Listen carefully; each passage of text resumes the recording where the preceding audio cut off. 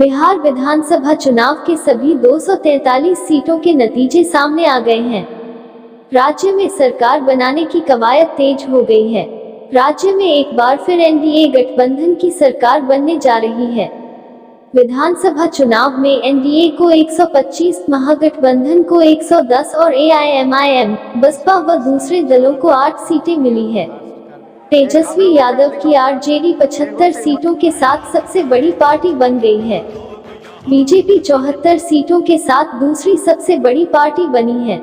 सब कुछ ठीक रहा तो नीतीश कुमार ही राज्य के अगले मुख्यमंत्री होंगे, लेकिन इस बार सत्ता की चाबी पूरी तरह से बीजेपी के पास होगी। 74 सीटों के साथ बीजेपी राज्य में दूसरी सबसे बड़ी पार्टी के रूप में उभरी है, जबकि जदयू के कहते में महज 43 सीटें आई हैं, यानी बीजेपी से 31 सीटें कम। हालांकि चुनाव में एनडीए ने नीतीश कुमार को ही अपना चेहरा बनाया था। यह पहला मौका है जब बिहार में बीजेपी की जेडीयू से ज्यादा सीटें आई हैं। ऐसे में सवाल उठने शुरू हो गए हैं कि क्या वो नैतिकता का परिचय देते हुए खुद से सीएम की कुर्सी बीजेपी को ऑफर कर देंगे। इस सवाल के उठने के पीछे नीतीश कुमार का इतिहास है।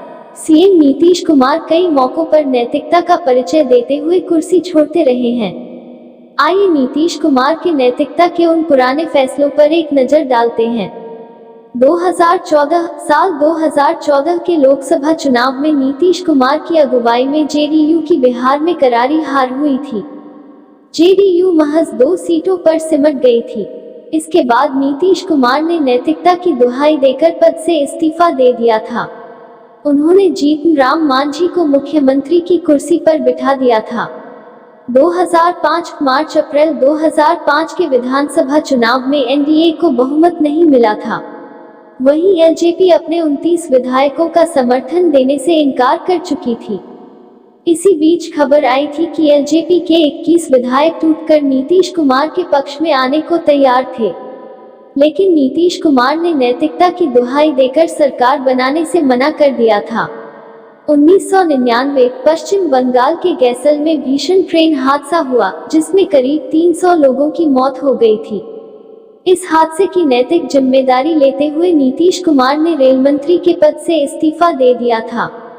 इन सारे उदाहरण को देखते हुए चर्चाएं शुरू हो चुकी हैं कि क्या नीतीश कुमार स्वेच्छा से मुख्यमंत्री की कुर्सी बीजेपी को ऑफर कर देंगे, क्योंकि नीतीश कुमार पहले ही रिटायरमेंट के संकेत दे चुके हैं। इसके अलावा चुनाव परिणाम आने से पहले ही बीजेपी नेता और केंद्रीय मंत्री अश्विनी चौबे कह चुके हैं कि नीतीश कुमार को केंद्र में चले जाना चाहिए। चुनाव परिणाम आने के बाद बीजेपी नेता संजय मयूख ने भी कहा है कि विकल्प पर चर्चा के बाद ही फैसला लिया जाएगा।